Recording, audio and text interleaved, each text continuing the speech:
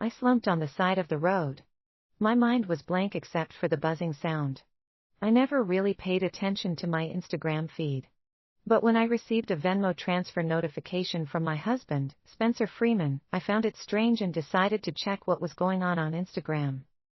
What I found waiting for me, though, made me sick to the stomach. Shannon Lambert was the college student Spencer had sponsored 8 years ago. Back then, I'd had an accidental miscarriage. Spencer, trying to do some good, claimed he was helping me by donating in honor of the baby. For years, I'd blamed myself, thinking it was my fault the baby was gone. It became my trauma, one that kept me from having another child even now. Staring at Shannon's profile picture, I realized it looked exactly like mine on Venmo. Spencer must have gotten it wrong. I took a deep breath and left a comment on her latest post. If you love him this much, why not just get married already? Barely half a minute later, Spencer's video call came through. His face was tense. He immediately started yelling at me, "Yvonne Sinclair, are you out of your mind? What the hell is wrong with you? Today's my birthday, and Shannon sent me a gift early. I was just returning the favor. Was that comment really necessary?" I looked at myself in the video. I was only 30, but I looked like I'd aged years. It was almost laughable. I paused, then asked, "I know it's your birthday. Didn't I take time off to cook you a birthday feast?" Spencer frowned impatiently. "That $100 worth of food. The money for the groceries came from me. Don't act like you did it for me." I gave a bitter laugh. For the past 10 years, he'd always claimed the company was struggling, he couldn't get promoted, there was too much debt, and he had no money. So, after work, I would stay up late writing web novels on the side. I even handed over most of my monthly salary to him. I had no money, but that was because I was supporting this family. But Spencer actually transferred me $100,000 so casually just moments ago. Any fool could see that he'd been lying to me all along. The only one who'd been truly living in poverty was me. When he noticed that I had gone quiet, his tone softened, but it was laced with an almost imperceptible indifference. "Forget it. I know you just want what's best for me. Let's eat out today. I'll invite Shannon, and you can apologize to her in person. No need to buy groceries. By the way, transfer that $100,000 back to me." I took a deep breath, trying to hold back the tears that were welling up. How could I trust him? I composed myself and choked out, "Were you planning to transfer that $100,000 to Shannon for a handbag?" There was a moment of silence on the other end before he replied almost dismissively, "I'm just transferring it to her so she can post it on her feed. She's been trying to build her brand as an influencer. She needs to get attention. You wouldn't understand, so I didn't tell you. She'll send it back to me once she's done. Besides, it's not my money." His words made my skin crawl. Something about this didn't sit right. I intentionally cut the video and held the phone away. "I can't hear you. Hold on a second." As I said this, I turned on the recording feature and then reopened the video. "Okay, bad signal earlier. What were you saying?" He went on, "It's not my money. You know I don't have any. It's the company's money, and I need to pay it back. You don't want me to go to jail, do you?" I couldn't help but laugh bitterly. "So, you're saying you're embezzling company funds just so Shannon could show off?" There was a long pause on the other end. When he finally spoke again, it was only to threaten me. "Listen carefully, Yvonne Sinclair. You'd better transfer that money back today, or I'll divorce you." I replied flatly, "Fine. Let's get a divorce then." Before Spencer could fire back, I turned off my phone and blocked him on every platform. He wanted a divorce? Well, if that was the case, I might as well get back everything I had put into this marriage. I glanced at the time. Spencer should still be at the office. I had just enough time to swing by home. I rifled through every drawer and closet to search for the title deed. I wanted to secure the important things first before heading for the divorce. When I opened the deed, it felt as though my heart was tightly gripped by an invisible hand, making it almost impossible to breathe. This house was bought in our second year of marriage, and I had drained most of my savings to cover the down payment. At the time, Spencer swore up and down that all assets would be shared. He said it would be easier for him to handle the paperwork alone, so he put only his name on the deed. But now, there it was, his name alongside Shannon's. Shannon. It felt like a thunderbolt had struck me. When did they get together? This was supposed to be our marital property. I checked the date on the deed and found Shannon's Instagram post from back then. The caption read, "I have a home now. I'm so happy." So, everything had been planned out from the start. As I scrolled through her feed, all I saw was her flaunting her wealth. She looked like she had a perfect life. But how could a sponsored student have all this?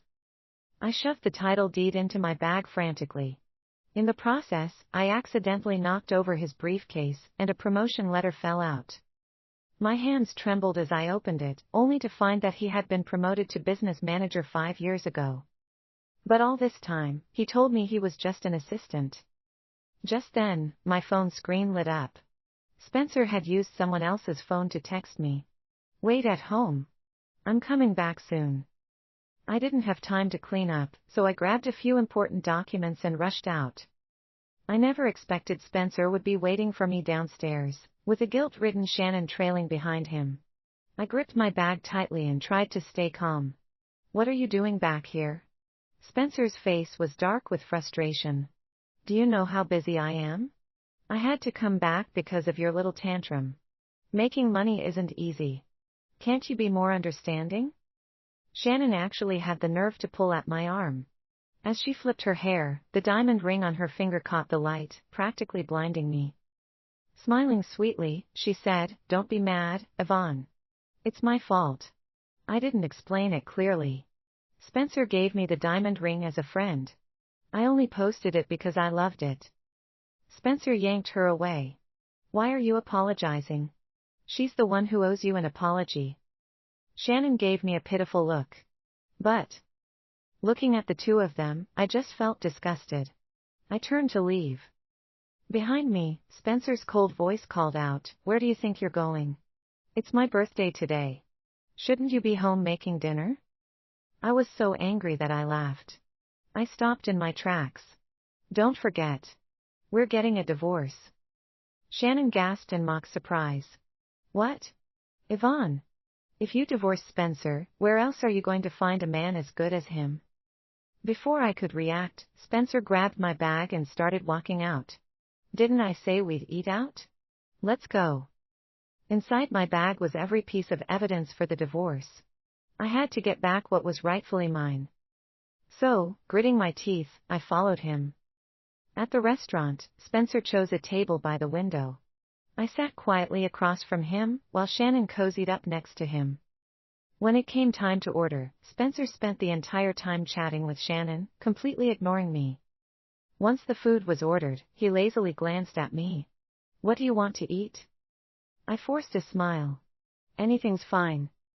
Soon, the table was filled with fancy dishes, all seafood. Shannon smiled coquettishly. "These are all my favorites." As she said that, she peeled a shrimp and put it on Spencer's plate. He smiled indulgently and ate it. But back in the day, Spencer hated eating food someone else had touched. Noticing I wasn't eating, Shannon blinked at me. "Why aren't you eating, Yvonne?" I pushed my plate away. "I'm allergic to seafood." It had been 10 years, and Spencer still hadn't remembered that I was allergic to seafood. It seemed like he had just remembered. He picked up the menu to order more, but I cut him off. "Don't bother. Spencer, I came here to tell you that we're done." I turned to Shannon. "Some things can't be undone." Spencer stopped mid-motion and suddenly laughed. "Divorce? How could we possibly get divorced? We still have the mortgage and car loan to pay off. You're just going to walk away with a divorce? How selfish can you be?" It finally clicked for me. Spencer was hoping I'd bear the full load of the mortgage and car loan, while Shannon would enjoy everything that should have been mine. I stood up, grabbed the glass of water on the table, and splashed it in Spencer's face. "Spencer Freeman, do you think I'm an idiot? Or a pushover?" The other diners turned to stare at us. Spencer's face turned red as he lowered his voice and said through gritted teeth, "Don't push your luck, Yvonne. Also, you haven't returned me the $100,000. You think you can just walk away like that? I scoffed. $100,000. You've taken far more than that from me over the years. Just looking at him made me sick, so I quickly snatched my bag from beside him and stormed out. Since they had no shame, I would do everything I could to get my revenge. Once I was outside, I called Shannon Lambert, the CEO of Lionett Group. Zion, there's something I need you to help with. He was my first love. After we broke up for trivial reasons post-college, I married Spencer. We hadn't been in touch since to avoid any misunderstandings. Now, here I was, shamelessly asking him for a favor. There was a brief silence on the line before Zion immediately agreed. The next day, I took the day off from work and headed straight to Lionett Group. That was Spencer's workplace. Just as I was about to enter the building, someone grabbed me by the arm. What are you doing here? I looked up to see Shannon, dressed in a suit and wine-red pencil skirt, with her long, wavy hair cascading down her back.